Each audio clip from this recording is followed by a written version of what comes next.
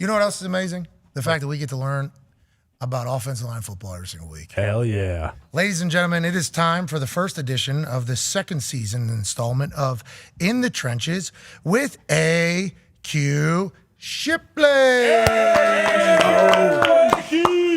Boys, it is so good to be back. Hell I'm yeah. so glad to be talking offensive line football with you guys. And Anyways, let's go In the Trenches with AQ Shipley. Hey, Got it, this- baby.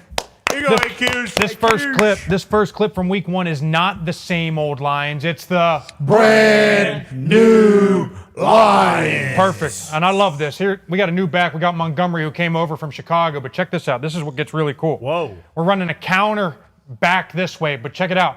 Laporta, right? They draft him in the first round. They said they wanted a physical where? tight end.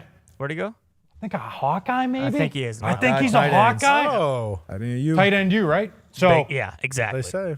Coach Campbell, he said he wanted not just a pass catcher, he wanted a physical tight end. So we're going to start with the lead. This is at a moment when they needed to score. They had to take the lead right now against the defending champs, and they run power lead back this way. We're going to focus on guard here. Guard's going to kick out first guy on the end of the line of scrimmage here. Second wrapper is going to come around for this guy right here. But here's the key. Big V is a monster. Big V is a monster at guard. Doesn't do his best work right here. So let's focus in on Penei Sewell, one of the best, if not the best right tackle in football. Whoa. Take 2 right here. As the double team falls apart, Big V gets thrown off. Penei takes down lineman and the linebacker to open up the hole for Montgomery to score. This is awesome stuff in week 1 from the Lions. Let's check this thing out.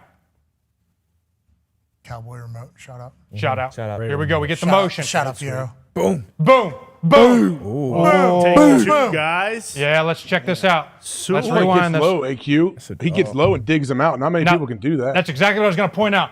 Look at the bend of Sewell. And here's what we always teach on this double team. A lot of coaches teach the high leg. Some coaches teach go get it. But at the end of the day, what you have to watch is hitting the hip of the down guy. That is how you move people. You hit people in the shoulder. That's how double teams split. But when you can get down, and did you see that bend? Whoa. See that bend? Jeez, Let's see that again. please. Bam! Hey, lift him. Yoga. Get him out. Use that flipper. We call this a flipper arm right here. Boom. He's going to lift him, take him, now climb on the back or get the, there it is. Watch this. Watch. Movement. Boom. Laporta. What a block. Great execution. Safety's out to How good is one. that? How good is that? For the win. Let's go. How good is that? How good is that? The other good news here, we got the Dolphins obviously lost over in Germany this week. Here's what I love. So many teams see this, right? Check it out. Kansas City lines up in an overload. See how they got 3 defensive linemen over here and only 1 over here. They're thinking it's pass. It's 2 minutes left in the game, 4th quarter. Dolphins are down. Hey, we're going to pass. So many teams see this and they want to check over here. They check over here because they see this empty thing. Typically, when you get these overloads, all they're trying to do is get you all screwed up, and then somebody's going to come back this way. But they're also in the game because they're rushing the passer, right? So, hey, let's check run into it, and now we can take advantage of it. And check what Mostert does. He's going to stick his foot in the ground, make it look like we get here. It sets up the block for him because now they think you're getting the cutback. Thinks he's getting the cutback. And then you get the setup, and then Connor Double Williams. deke. Yeah, it's awesome stuff. And then you get the single there. Dog. Connor Williams, boom, out in front. They had like 3 runs of 15 plus on this last drive. It obviously didn't end up the way they wanted to, but they started to kind of figure it out. What happened? They lost. Oh, did they? They lost. Threw a shit down his leg. It was a. Well, the ball slipped out of his hand. Misread, dude. It was the fumble. Pretty What was weird the little other snap. read, Gump? What was the other option? What was, The 10-yard toss-up, I'm not sure about that one. That was concerning, to be honest. Jeez. Take it out. All right, here we go. Michael Mayer, rookie out of Notre Dame. Watch this little chip. We got a little triple block between him and Colton Miller, the left tackle. Why is it called a triple? Okay, so center and guard right here is a single. Guard and tackle would be a double. Tackle, tight end is a triple. So we just work from inside out. There it is. Now watch that. Look him get away. Put him back on Colton Miller. There it is. Get out on him. And jeez. Out the game. See Get off.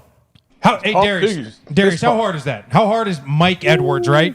Yeah. In space with 20 yards of space, having to come down and make that tackle. Yeah, it's tough. You want to try to cut off, obviously, the field, get him to that sideline, use that 12th man as your friend, but then you got to deal with that stiff arm. You got to be ready to break down that stiff arm, get him on the ground, but that's an art in itself. Great. Great run. Another thing that sets us up, AJ, I don't know if you can talk a little bit about this too, but if we go back to this, can we go back to the beginning here? Yes, sir. Tranquil, right? Drew Tranquil right here comes downhill. Why does he not go over the top? Because he basically gets the block for the center. If he gets over the top there, we might have a chance, but he runs right into the center, tries to make the play downhill as opposed to going over the top. What's the deal, AJ? I mean, he's trying to kind of mirror the footwork of the back, but yeah, I just don't know exactly what if he puts his foot in the ground and he hits that downhill in the A gap and 54 doesn't come over the top, that might be on Tranquil. McDuff, You can come downhill and blast an O-lineman like that. You got a small nickel back in there, too. Look at the sense of urgency on Mayer, though. That's what I love. Like I tell kids, like you need to have a sense of urgency and strain. Like, look at this. Boom. Eyes on his next guy. Boom. Feet. Run the feet. That's the key. Has he been doing more of this stuff lately? Because when he coming out of Notre Dame, some people's knock on him was that he was basically just a receiving threat and couldn't block in the run game at all. I mean, this is big time. You know, listen, like they haven't run the ball. Yeah, he's a great player. I mean, listen, especially judging people as a rookie, you got to find your way, you got to find your feet, and especially in this part of the game, you got to figure it out. But here we are in week 11. That is a hell of a block, and they get 65 out the gate. And speaking of Matt Rule, let's showcase one of his former guys, Deion Dawkins. We got a tackle pooling right here. We got back-to-back plays here. We got the Buffalo Bills and we got the Tampa Bay Buccaneers. We're going to show two plays, exact same play, two different ways to block it. They decide to trap the end man on the line of scrimmage right here. They get the tackle pulling down so we can get a double team and a double team. AJ, watch this.